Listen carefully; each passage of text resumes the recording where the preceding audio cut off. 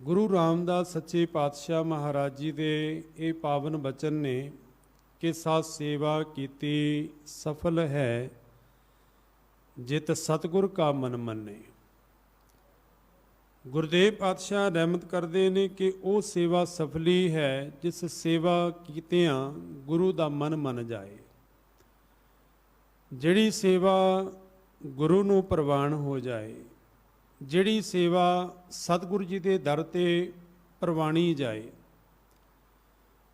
अपने मन दे नाल सेवा संसार दे अंदर बहुते लोग करते ने, पर गुरुदेव आखदे ने कि साथ सेवा कीती सफल है जित सतगुर का मन मने। कि सिख दी कीती हुई सेवा गुरु दा मन मन जाए, गुरु दे दर दे उपर प्रवान हो जाए।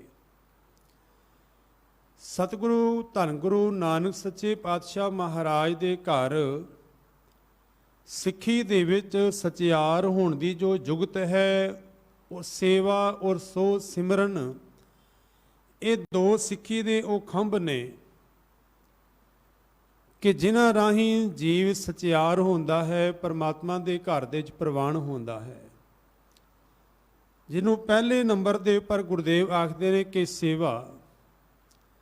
ਸੇਵਾ ਲਈ सतगुरु गुरु नानक सच्चे पातशाह के घर जे भाई लहणा जी प्रवान होए तो अपना आप समर्पण करके भाई लहणा जी दे परथाए रब्बी बाणी दे ये बचन ने कि करे जो गुर फरमाया सिल जोग अलूणी चट्टी है। कि सतगुरु गुरु अंगद दे महाराज ने गुरु नानक सच्चे पातशाह महाराज दे बचनां नूं सत सत करके मन्निया, और सत सत करके मनण का भाव है कि सेवा नूं खिड़े मत्थे प्रवान किया। वो करड़ी सेवा की कि करे जो गुरु फरमाया, वो करते ने जो गुरु फरमान करता है। सिल जोग अलूणी चट्टी है, जिवें अलूणी सिल नूं चटना बड़ा औखा है, इसे तरह धन गुरु नानक सच्चे पातशाह महाराज के घर भाई लहणा जी उन्होंने आके गुरु नानक सच्चे पातशाह के बचनों नूं सत सत करके मन्निया। इतिहास जिक्र आंदा है, बहुतियां ये साखियां ने कि धन गुरु नानक सच्चे पातशाह के बचनों नूं मन के भावें किकर नूं हलूणा देण दी गल है, भावें लंगर हाल दे विच जदों चूही ने मर जाना ते किसी भी सेवक ने जदों ये गल ना मन्नी ते धन गुरु अंगद दे महाराज भाई लहणा जी ने उस मरी हुई मूई हुई चूही नूं लंगर हार दे चों बाल कढ़ना और महाराज दे बचनां नूं सत करके मनना। चिक्कड़ दे विच जदों कटोरा डिग पिया ते हालांकि गुरु नानक सच्चे पातशाह दे बहुते सिख ने और बाबा श्री चंद और लक्ष्मी दास जी ते मना भी कर देंदे ने, पर भाई लहणा जी ने सत बचन करके इन्हां बचनां नूं मन्निया और कटोरा धो के साफ करके गुरु नानक सच्चे पातशाह दे सन्मुख रखे आ। भाई लहणा जी ने गुरु नानक सच्चे पातशाह के घर 7 साल अणथक सेवा की और धन गुरु अंगद देव महाराज के घरों धर्म सपत्नी माता खीवी जी के परथाए ये बचन ने कि माता खीवी नेक जन जन बहुती छाओ पतराली लंगर दौलत वंडी है रस अमृत खीर घियाली। कि गुरु नानक सच्चे पातशाह महाराज के घर दे विच जो लंगर की प्रथा सी, क्योंकि गुरुदेव पातशाह महाराज के जो ये पावन बचन असी पढ़ते हाँ कि किरत करनी नाम जपना और वंड छकना, उत्थे गुरु नानक सच्चे पातशाह महाराज ने लंगर की प्रथा जड़ी है वो शुरू की सी। 20 रुपये का लंगर आरंभ किया।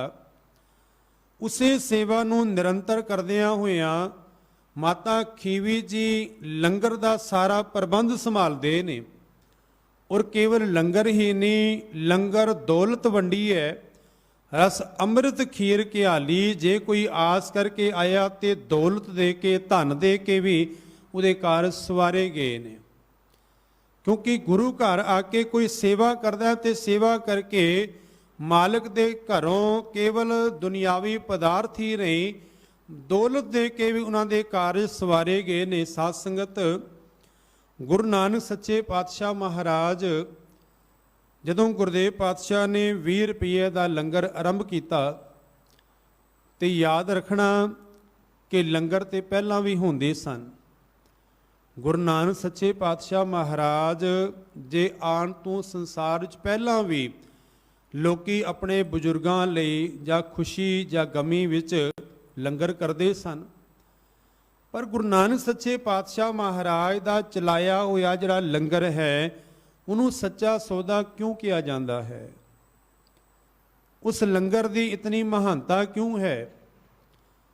ਕਿਉਂਕਿ ਗੁਰੂ ਨਾਨਕ ਸੱਚੇ ਪਾਤਸ਼ਾਹ ਤੋਂ ਪਹਿਲਾਂ ਵੀ ਲੋਕੀ ਆਪਣੇ ਬਜ਼ੁਰਗਾਂ ਲਈ ਲੰਗਰ ਪ੍ਰਸ਼ਾਦ ਕਰਿਆ ਕਰਦੇ ਸਨ, ਜਿਹਨੂੰ ਭੋਜ ਕਹਿੰਦੇ ਨੇ, ਔਰ ਬਕਾਇਦਾ ਪੰਡਤ ਕੋਲੋਂ ਉਹ ਤਰੀਕ ਪੁੱਛ ਕੇ ਆਪਣੇ ਬਜ਼ੁਰਗਾਂ ਦੇ ਨਿਮਿਤ ਕਰਦੇ ਸਨ। ਪਰ ਗੁਰੂ ਨਾਨਕ ਸੱਚੇ ਪਾਤਸ਼ਾਹ ਮਹਾਰਾਜ ਨੇ ਦੇਖਿਆ ਕਿ ਉਸ ਵੇਲੇ ਸਾਧੂ ਫਕੀਰ ਜਿਹੜੇ ਨੇ ਉਹ ਚੂੜ ਕਾਣੇ ਦੀ ਉਸ ਜੂਹ ਦੇ ਵਿੱਚ ਬੈਠੇ ਹੋਏ ਨੇ, ਤੇ ਧੰਨ ਗੁਰੂ ਨਾਨਕ ਸੱਚੇ ਪਾਤਸ਼ਾਹ ਨੇ ਸਾਰੇ ਲੰਗਰ ਦਾ ਪ੍ਰਬੰਧ ਕੀਤਾ। ਲੰਗਰ ਤਿਆਰ ਹੋਇਆ, ਫਿਰ ਉਹਨਾਂ ਸਾਧੂ ਫਕੀਰਾਂ ਦੇ ਨਾਲ ਗੱਲ ਕੀਤੀ ਤੇ ਗੁਰੂ ਨਾਨਕ ਸੱਚੇ ਪਾਤਸ਼ਾਹ ਜੋ ਘਰ ਤੋਂ ਤਿਆਗ ਕੇ ਆ ਗਏ ਸਨ, ਇੰਜ ਕਹਿ ਲਵਾ ਕਿ ਗ੍ਰਸਥ ਧਰ ਨੂੰ ਤਿਆਗ ਕੇ ਆ ਗਏ ਸਨ ਜੋ ਜੋਗੀ ਜਾਂ ਉਹ ਸਾਧੂ ਫਕੀਰ, ਗੁਰੂ ਨਾਨਕ ਸੱਚੇ ਪਾਤਸ਼ਾਹ ਮਹਾਰਾਜ ਨੇ ਪਹਿਲੇ ਉਹਨਾਂ ਨੂੰ ਲੰਗਰ ਛਕਾਇਆ, ਫਿਰ ਉਹਨਾਂ ਨੂੰ ਵਾਪਸ ਆਪਣੀ ਘਰ ਭੇਜਿਆ। ਉਹ ਘਰ ਜਾ ਕੇ ਫਿਰ ਆਪਣੇ ਗ੍ਰਸਥ ਦੀਆਂ ਜ਼ਿੰਮੇਵਾਰੀਆਂ ਨੂੰ ਨਿਭਾਉਣ ਲੱਗ ਪਏ। ਤਾਂ ਇਸ ਚਲਾਏ ਹੋਏ ਲੰਗਰ ਨੂੰ ਸੱਚਾ ਸੌਦਾ ਕਿਹਾ ਜਾਂਦਾ ਹੈ। ਮਹਾਰਾਜ ਆਖਦੇ ਨੇ ਕਿ ਸਤਿਗੁਰ ਕੀ ਸੇਵਾ ਸਫਲ ਹੈ ਜੇ ਕੋ ਕਰੇ ਚਿਤ ਲਾਏ, ਜੋ ਚਿਤ ਲਾ ਕੇ ਸੇਵਾ ਕਰੇ, ਔਰ ਉਹ ਸੇਵਾ ਸਫਲੀ ਹੈ। ਮਹਾਰਾਜ ਆਖਦੇ ਨੇ ਕਿ ਜਿਤ ਸਤਿਗੁਰ ਕਾ ਮਨ ਮੰਨੇ, ਜਿਸ ਸੇਵਾ ਨੂੰ ਕਰਕੇ ਗੁਰੂ ਦਾ ਮਨ ਪਤੀਜ ਜਾਏ। ਇਹ ਨਹੀਂ ਕਿ ਅਸੀਂ ਆਪਣੇ ਮਨ ਦੇ ਨਾਲ ਸੇਵਾ ਕਰੀਏ, ਭਾਵੇਂ ਉਹ ਪ੍ਰਵਾਨ ਹੋਏ ਕਿ ਨਾ ਹੋਏ। ਜਿਸ ਸੇਵਾ ਦੇ ਨਾਲ ਗੁਰੂ ਦੀ ਖੁਸ਼ੀ ਪ੍ਰਾਪਤ ਹੋ ਸਕੇ। ਧਰਮ ਦੀ ਦੁਨੀਆ ਅੰਦਰ ਖਾਸ ਕਰਕੇ ਮਨੁੱਖ ਸੇਵਾ ਤਾਂ ਕਰਦੇ ਨੇ ਕਿ ਸਾਡੀ ਇਹ ਸੇਵਾ ਕੀਤੀ ਹੋਈ ਪਰਮਾਤਮਾ ਦੇ ਘਰ, ਗੁਰੂ ਦੇ ਘਰ ਪ੍ਰਵਾਨ ਹੋ ਜਾਏ। ਔਰ ਸਾਧ ਸੰਗਤ ਫਿਰ ਸੇਵਾ ਵੀ ਉਹ ਕਰਨੀ ਜਿਹੜੀ ਗੁਰੂ ਨੂੰ ਚੰਗੀ ਲੱਗੇ। ਧੰਨ ਗੁਰੂ ਅਮਰਦਾਸ ਸੱਚੇ ਪਾਤਸ਼ਾਹ ਮਹਾਰਾਜ 12 ਸਾਲ ਧੰਨ ਗੁਰੂ ਅੰਗਦ ਦੇਵ ਮਹਾਰਾਜ ਦੀ ਸ਼ਰਨ 'ਚ ਰਹੇ ਨੇ, ਔਰ 12 ਸਾਲ ਅਣਥੱਕ ਸੇਵਾ ਕਰਕੇ ਗੁਰੂ ਨਾਨਕ ਸੱਚੇ ਪਾਤਸ਼ਾਹ ਮਹਾਰਾਜ ਦਾ ਰੂਪ ਹੋ ਗਏ।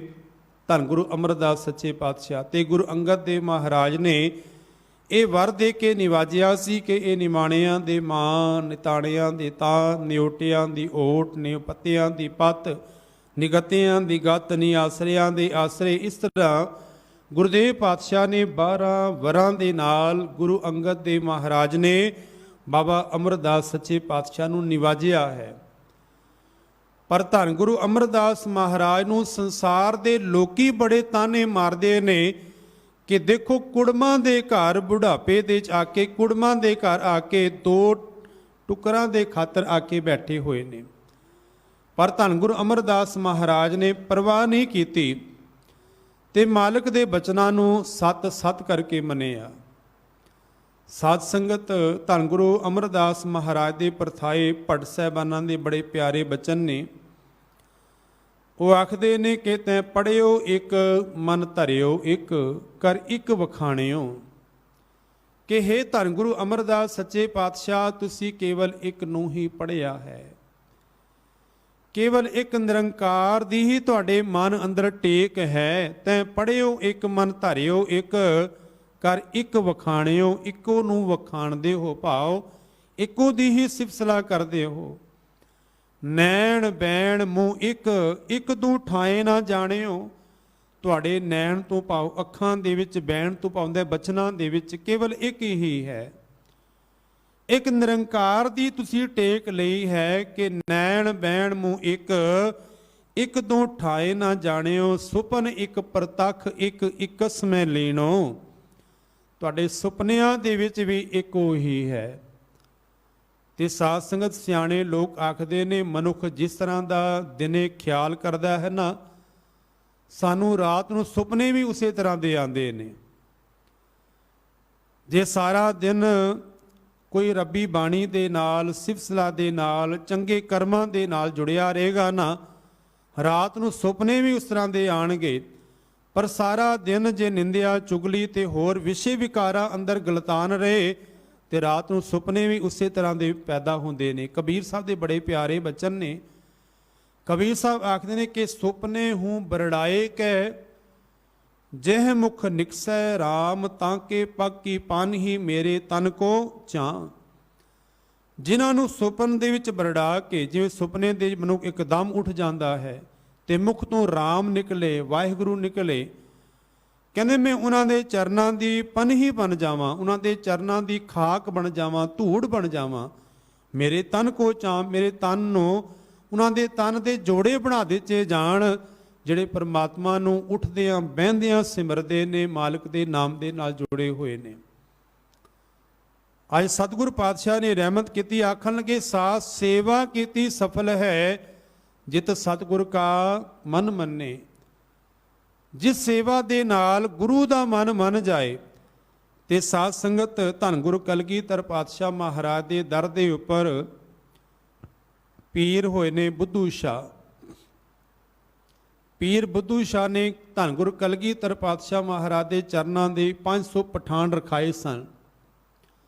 ਪਰ ਜਦੋਂ ਭੰਗਾਣੀ ਦਾ ਯੁੱਧ ਹੋਇਆ ਨਾ, ਉਹ 500 ਪਠਾਨ ਧੋਖਾ ਦੇ ਕੇ ਚਲੇ ਗਏ ਤੇ ਪੀਰ ਬੁੱਧੂ ਸ਼ਾਹ ਉਸ ਜੰਗ ਦੇ ਵਿੱਚ ਆਪ ਵੀ ਸ਼ਾਮਿਲ ਹੋਏ, ਉਹਨਾਂ ਦੇ ਸ਼ਾਗਿਰਦ, ਉਹਨਾਂ ਦੇ ਚੇਲੇ ਵੀ ਸ਼ਾਮਿਲ ਹੋਏ, ਔਰ ਨਾਲ ਨਾਲ ਉਹਨਾਂ ਦੇ ਭਤੀਜੇ, ਉਹਨਾਂ ਦੇ ਪੁੱਤਰ ਵੀ ਸ਼ਾਮਿਲ ਹੋਏ। ਉਹ ਭੰਗਾਣੀ ਦੀ ਜੰਗ ਜਿੱਤੀ ਗਈ ਤੇ ਜਦ ਧੰਨ ਗੁਰੂ ਕਲਗੀਧਰ ਪਾਤਸ਼ਾਹ ਮਹਾਰਾਜ ਆਪਣੇ ਸਥਾਨ ਦੇ ਉੱਪਰ ਬੈਠੇ ਹੋਏ ਨੇ, ਪਰ ਉਸ ਜੰਗ ਦੇ ਅੰਦਰ ਪੀਰ ਬੁੱਧੂ ਸ਼ਾਹ ਦੇ 2 ਸਪੁੱਤਰ ਜਿਹੜੇ ਨੇ ਉਹ ਸ਼ਹੀਦ ਹੋ ਗਏ। ਪੀਰ ਬੁੱਧੂ ਸ਼ਾਹ ਧੰਨ ਗੁਰੂ ਕਲਗੀਧਰ ਪਾਤਸ਼ਾਹ ਮਹਾਰਾਜ ਦੇ ਚਰਨਾਂ ਦੇ ਵਿੱਚ ਹਾਜ਼ਰ ਹੋਏ, ਆਖਣ ਲੱਗੇ ਗੁਰਦੇਵ ਪਾਤਸ਼ਾਹ ਜੰਗ ਜਿੱਤੀ ਗਈ ਹੈ, ਹੁਣ ਮੈਂ ਘਰ ਜਾਣਾ ਚਾਹੁੰਦਾ ਹਾਂ ਤੇ ਮੈਂ ਤੁਹਾਡੇ ਨਾਲ ਕੁਝ ਚੀਜ਼ਾਂ ਵਟਾਣੀਆਂ ਚਾਹੁੰਦਾ ਹਾਂ। ਮੈਂ ਪੁੱਤਰ ਤੁਹਾਡੇ ਚਰਨਾਂ ਦੇ ਭੇਟਾ ਕੀਤੇ ਨੇ, ਉਸ ਦੇ ਬਦਲੇ ਤੁਸੀਂ ਕਿਰਪਾ ਕਰੋ ਕਿ ਮੈਨੂੰ ਆਪਣੇ ਕੇਸ ਔਰ ਕੰਘੇ ਦੇ ਨਾਲ ਲੱਗੇ ਹੋ ਜੋ ਕੇਸ ਨੇ ਉਹ ਸਤਿਗੁਰੂ ਪਾਤਸ਼ਾਹ ਮੇਰੀ ਝੋਲੀ 'ਚ ਪਾ ਦਿਓ। ਧੰਨ ਗੁਰੂ ਕਲਗੀਧਰ ਪਾਤਸ਼ਾਹ ਮਹਾਰਾਜ ਉਸ ਵੇਲੇ ਕੇਸ ਵਾਹ ਰਹੇ ਸਨ, ਕੰਘਾ ਕਰ ਰਹੇ ਸਨ।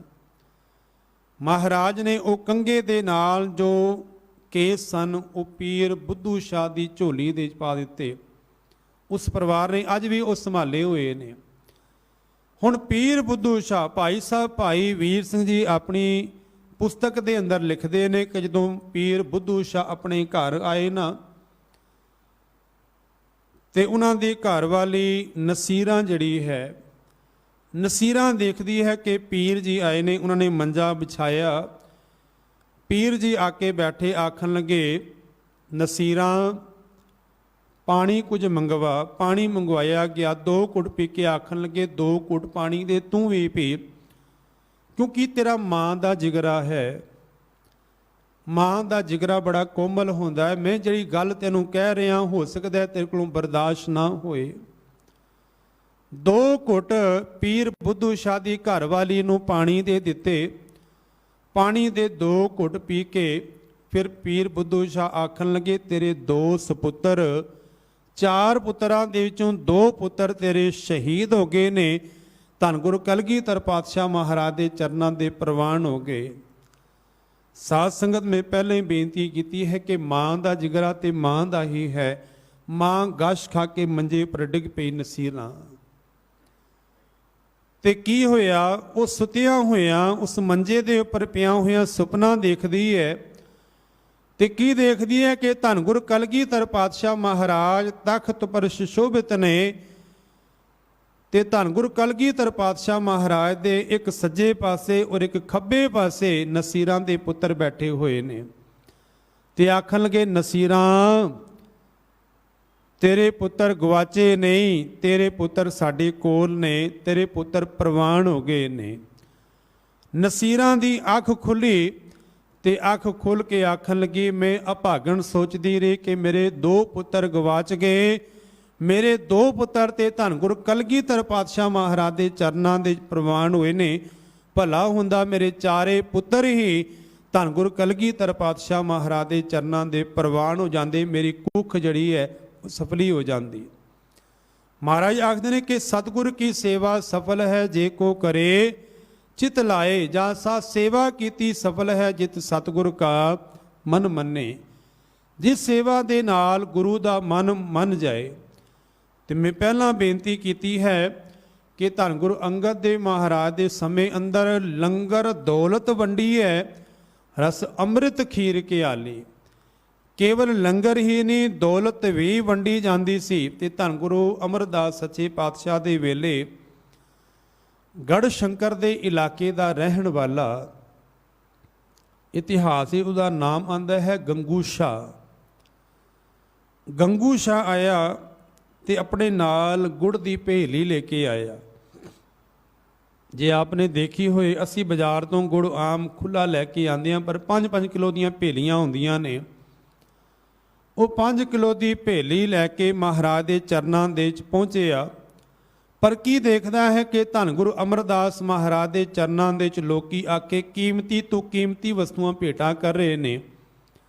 ही आना किया कि मैं गरीबड़े कोल केवल गुड़ की भेली है, महाराज के चरणों दे लोकी आके कीमती तो कीमती वस्तुआं भेटा कर रहे ने।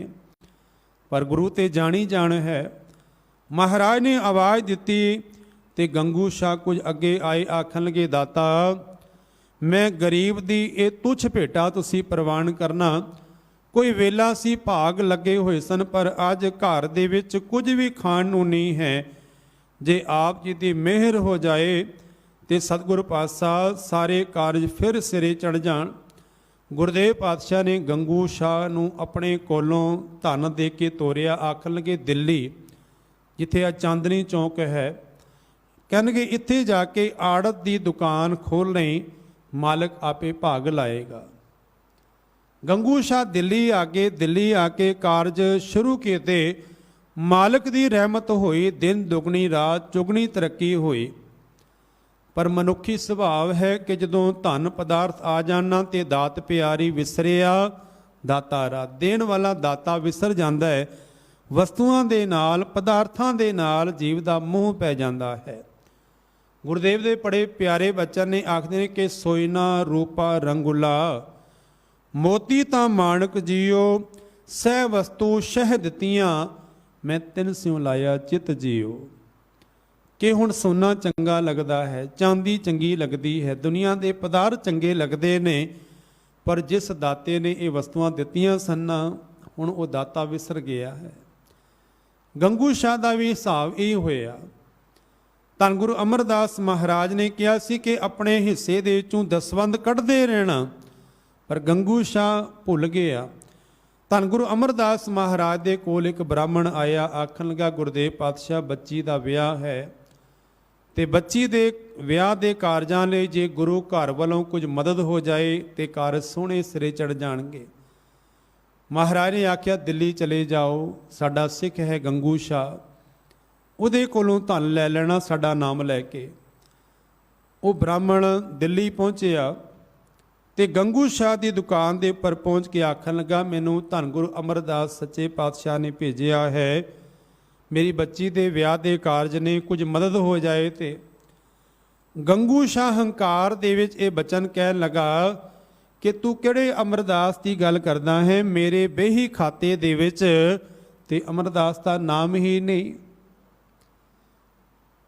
वो ब्राह्मण वापस पहुंचया गोविंदवाल की धरती पर। धन गुरु अमरदास सच्चे पातशाह नूं आखन लगा गुरदेव गंगू शाह ते कह रहे है कि मेरे बेही खाते विच अमरदास जी का नाम ही नहीं। ते महाराज मुस्करा के आखन लगे जे उहदे बेही खाते दे साडा नाम नहीं, अज तो बाद साडे बेही खाते दे उसका भी नाम नहीं। गुरु नूं विसारिया ते समय दे नाल फिर ठोकरां पईयां, सारो कारोबार खत्म हो गया। अपनी भुल बख्शवान लई फिर धन गुरु अमरदास महाराज दे चरनां दे पहुंचे। पर गुरु बख्शिंद है, जो शरण आवे तिस कंठ लावे, ये बिरध स्वामी संदा गुरु का ही सुभाव है। जो शरण च आ गया उसनों फिर कंठ दे नाल अपनी गल दे नाल अपनी हिक दे नाल ला लैंदा है, क्योंकि गुरु बख्शिंद है। महाराज आखदे ने कि साथ सेवा कीती सफल है जित सतगुरु का मन मन्ने। ਜਿਸ ਸੇਵਾ ਦੇ ਨਾਲ ਗੁਰੂ ਦਾ ਮਨ ਮੰਨ ਜਾਏ। ਅਸੀਂ ਆਪਣੇ ਮਨ ਦੇ ਪ੍ਰਤਾਪ ਲਈ ਸੇਵਾ ਨਾ ਕਰੀਏ, ਗੁਰੂ ਦੀ ਖੁਸ਼ੀ ਲਈ ਉਹ ਸੇਵਾ ਕਰੀਏ ਜੋ ਗੁਰੂ ਨੂੰ ਭਾਉਂਦੀ ਹੈ। ਮਹਾਰਾਜ ਨੇ ਫਿਰ ਧਨ ਦੇ ਕੇ ਤੋਰਿਆ ਤੇ ਆਖਣ ਲੱਗੇ, ਦਸਵੰਧ ਕੱਢਦੇ ਰਹਿਣਾ, ਨਿਰੰਕਾਰ ਪਰਮਾਤਮਾ ਦੀ ਟੇਕ ਆਪਣੇ ਮਨ ਹਿਰਦੇ ਅੰਦਰ ਟਿਕਾ ਕੇ ਰੱਖਣਾ। ਧੰਨ ਗੁਰੂ ਅਮਰਦਾਸ ਮਹਾਰਾਜ ਦੀ ਰਹਿਮਤ ਨਾਲ ਫਿਰ ਕਾਰਜਾਂ ਦੇ ਬਰਕਤਾਂ ਪੈ ਗਈਆਂ। ਸਾਧ ਸੰਗਤ, ਸਤਿਗੁਰੂ ਗੁਰੂ ਰਾਮਦਾਸ ਸੱਚੇ ਪਾਤਸ਼ਾਹ ਮਹਾਰਾਜ ਬਚਪਨ ਦੇ ਵਿੱਚ ਹੀ ਮਾਂ ਬਾਪ ਸੰਸਾਰ ਤੋਂ ਚੜ੍ਹਾਈ ਕਰ ਗਏ ਸਨ। ਔਰ ਇਤਿਹਾਸ ਆਖਦਾ ਹੈ ਕਿ ਇਤਨਾ ਵੱਡਾ ਕੁਣਬਾ ਸੋਢੀਆਂ ਦਾ ਕੁੱਲ, ਪਰ ਕਿਸੇ ਨੇ ਉਸ ਬੱਚੇ ਦੀ ਜੇਠੇ ਦੀ ਬਾਂਹ ਨਹੀਂ ਪਕੜੀ। ਜਦੋਂ ਗੋਬਿੰਦਵਾਲ ਦੀ ਧਰਤੀ ਪਰ ਧੰਨ ਗੁਰੂ ਅਮਰਦਾਸ ਮਹਾਰਾਜ ਦੀ ਸ਼ਰਨ ਪ੍ਰਾਪਤ ਕੀਤੀ ਔਰ ਜਵਾਈ ਹੋਣ ਦਾ ਮਾਣ ਪ੍ਰਾਪਤ ਹੋਇਆ ਧੰਨ ਗੁਰੂ ਰਾਮਦਾਸ ਜੇਠਾ ਜੀ ਨੂੰ, ਤੇ ਸੋਢੀਆਂ ਨੇ ਇਹ ਆ ਕੇ ਤਾਨੇ ਮਾਰੇ ਸਨ ਧੰਨ ਗੁਰੂ ਅਮਰਦਾਸ ਜੀ ਨੂੰ ਕਿ ਧੰਨ ਗੁਰੂ ਅਮਰਦਾਸ ਜੀ, ਅਸੀਂ ਸੁਣਿਆ ਹੈ ਤੁਸੀਂ ਜਵਾਈਆਂ ਨੂੰ ਬੜਾ ਮਾਣ ਸਤਿਕਾਰ ਦਿੰਦੇ ਹੋ, ਪਰ ਤੁਹਾਡਾ ਜਵਾਈ ਔਰ ਸਾਡਾ ਜੋ ਪੁੱਤਰ ਹੈ ਜੇਠਾ, ਇਹ ਆਪਣੇ ਸਹੁਰੇ ਘਰ ਦੇ ਵਿੱਚ ਸਿਰ ਦੇ ਉੱਪਰ ਖਾਰੀ ਚੁੱਕ ਕੇ ਮਿੱਟੀ ਧਰਾਉਂਦਾ ਪਿਆ, ਤੁਸੀਂ ਆਪਣੇ ਜਵਾਈਆਂ ਦਾ ਇਸ ਤਰ੍ਹਾਂ ਮਾਣ ਕਰਦੇ ਹੋ। ਪਰ ਧੰਨ ਗੁਰੂ ਅਮਰਦਾਸ ਮਹਾਰਾਜ ਆਖਣ ਲੱਗੇ ਕਿ ਤੁਹਾਨੂੰ ਖਾਰਾ ਨਜ਼ਰ ਆਂਦਾ ਹੋਏਗਾ ਮਿੱਟੀ ਦਾ, ਮੈਨੂੰ ਤੇ ਇਵੇਂ ਜਾਪਦਾ ਹੈ ਕਿ ਰਾਮਦਾਸ ਜੀ ਦੇ ਸਿਰ ਦੇ ਉੱਪਰ ਛਤਰ ਝੂਲ ਰਿਹਾ ਹੋਏ। ਔਰ ਸਾਧ ਸੰਗਤ, ਸਮੇਂ ਦੇ ਨਾਲ ਧੰਨ ਗੁਰੂ ਰਾਮਦਾਸ ਸੱਚੇ ਪਾਤਸ਼ਾਹ ਦੀ ਕੀਤੀ ਹੋਈ ਸੇਵਾ, ਕਿਉਂਕਿ ਇਹ ਗੁਰੂ ਰਾਮਦਾਸ ਜੀ ਦੇ ਹੀ ਬਚਨ ਨੇ ਕਿ ਸਾਧ ਸੇਵਾ ਕੀਤੀ ਸਫਲ ਹੈ ਜਿਤ ਸਤਿਗੁਰ ਕਾ ਮਨ ਮੰਨੇ। ਸੇਵਾ ਕਰਦਿਆਂ ਹੋਇਆਂ ਜਦੋਂ ਪਰਖ ਹੋਣੀ ਹੈ ਤੇ ਥੜੇ ਤਿਆਰ ਕਰਵਾਏ ਧੰਨ ਗੁਰੂ ਅਮਰਦਾਸ ਸੱਚੇ ਪਾਤਸ਼ਾਹ ਨੇ। ਵੱਡੇ ਜਵਾਈ ਰਾਮਾ ਜੀ ਨੇ ਵੀ 7 ਦਿਨ ਥੜੇ ਬਣਾਏ ਔਰ ਜੇਠਾ ਜੀ ਨੇ ਵੀ ਥੜੇ ਬਣਾਏ, ਪਰ 7ਵੇਂ ਦਿਨ ਰਾਮਾ ਜੀ ਇੱਕ ਪਾਸੇ ਹੋ ਗਏ, ਆਖਣ ਲੱਗੇ ਕਿ ਮੇਰੇ ਵੱਸ ਦੀ ਗੱਲ ਨਹੀਂ ਹੋਣ, ਤੁਸੀਂ ਆਪ ਕਹਿ ਕੇ ਭੁੱਲ ਜਾਂਦੇ ਹੋ। ਪਰ ਜੇਠਾ ਜੀ ਹੱਥ ਜੋੜ ਕੇ ਆਖਣ ਲੱਗੇ, ਦਾਤਾ ਤੂੰ ਸਮਰੱਥ ਵੱਡਾ, ਮੇਰੀ ਮਤ ਥੋੜੀ ਰਾਂ। ਤੁਸੀਂ ਸਮਰੱਥ ਹੋ, ਅਸੀਂ ਥੋੜੀ ਮਤ ਵਾਲੇ ਹਾਂ। ਦਾਤਾ ਮੈਂ ਹੀ ਰੋਜ਼ ਭੁੱਲਾਂ ਕਰਦਾ ਹਾਂ, ਤੁਸੀਂ ਰਹਿਮਤ ਕਰੋ, ਜਿਸ ਤਰ੍ਹਾਂ ਦਾ ਥੜਾ ਤੁਸੀਂ ਬਣਾਉਣਾ ਚਾਹੁੰਦੇ ਹੋ ਉਸ ਤਰ੍ਹਾਂ ਦਾ ਮੈਂ ਥੜਾ ਬਣਾ ਲਵਾਂ। ਸੰਸਾਰ ਦੇ ਲੋਕੀ ਬਾਹਰ ਦਾ ਥੜਾ ਦੇਖਦੇ ਸਨ, ਪਰ ਧੰਨ ਗੁਰੂ ਅਮਰਦਾਸ ਮਹਾਰਾਜ ਨੇ ਹਿਰਦੇ ਦਾ ਥੜਾ ਦੇਖਿਆ ਕਿ ਅੰਦਰ ਨਿਮਰਤਾ ਦਾ, ਸਿਮਰਨ ਦਾ ਥੜਾ ਬਣਿਆ ਕਿ ਨਹੀਂ। ਜਦੋਂ ਬਣ ਗਿਆ ਤੇ ਧੰਨ ਗੁਰੂ ਰਾਮਦਾਸ ਸੱਚੇ ਪਾਤਸ਼ਾਹ ਮਹਾਰਾਜ ਦੇ ਸੀਸ ਦੇ ਉੱਪਰ ਛਤਰ ਝੋਲਿਆ ਤੇ ਉਹਨਾਂ ਨੇ ਇਹ ਬਚਨ ਕਹਿ ਦਿੱਤੇ ਕਿ ਜੋ ਹਮਰੀ ਪਿਦ ਹੋਤੀ ਮੇਰੇ ਸਤਿਗੁਰਾ, ਸਾਵਧ ਤੁਮ ਹਰ ਜਾਨੋ ਆਪੇ, ਹਮ ਰੁਲਤੇ ਫਿਰਤੇ ਕੋਈ ਬਾਤ ਨਾ ਪੁੱਛਦਾ, ਗੁਰ ਸਤਿਗੁਰ ਸੰਗ ਕੀਰੇ ਹਮ ਥਾਪੇ। ਕਿ ਗੁਰੂ ਨੇ ਮੇਰੇ ਵਰਗੇ ਕੀਰੇ ਨੂੰ, ਨਿਮਾਣੇ ਨੂੰ ਜਦ ਪਾਤਸ਼ਾਹੀ ਬਖਸ਼ੀ ਹੈ, ਇਹ ਸਤਿਗੁਰੂ ਮਹਾਰਾਜ ਦੇ ਘਰ ਦੀ ਵਡਿਆਈ ਹੈ।